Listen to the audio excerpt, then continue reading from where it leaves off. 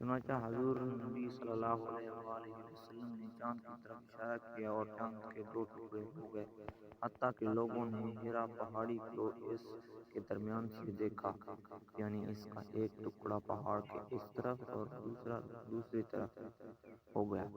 ابن مسعود فرماتے ہیں سب لوگوں نے اسے بخوبی دیکھا اور آپ صلی اللہ علیہ وسلم نے فرمایا دیکھو، یاد رکھنا اور گواہ رہنا۔ کفار مکہ نے یہ دیکھ کر کہا کہ یہ ابن ابی قبیصہ یعنی رسول اللہ صلی اللہ علیہ وسلم کا جادو ہے۔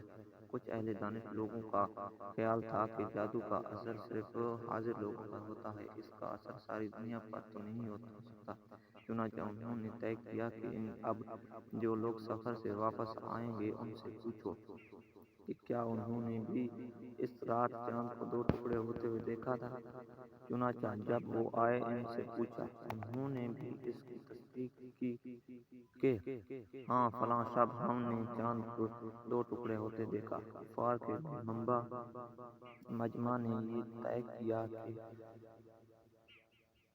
مجمع نے یہ طے کیا تھا کہ اگر باہر کے لوگ آ کر یہی کہیں تو حضور کی سچائی میں کوئی شک نہیں۔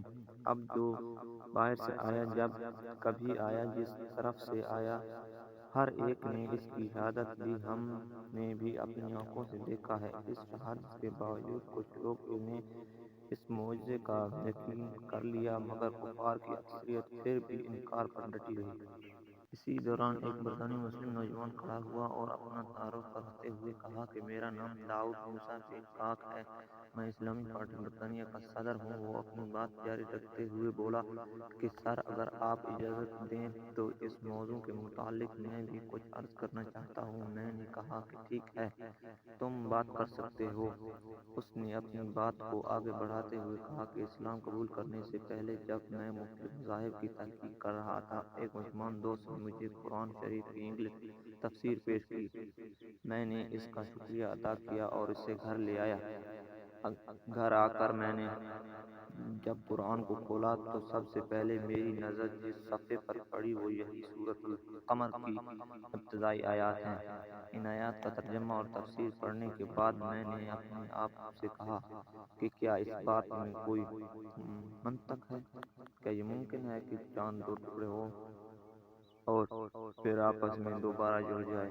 وہ کون سی طاقت تھی جس نے ایسا کیا؟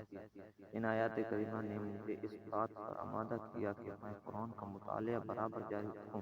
کچھ عرصے کے بعد اپنے گھریلو کاموں میں مصروف ہو گیا، مگر میرے اندر سچائی کو جاننے کے غضب کا اللہ تعالیٰ نے جذبہ ڈال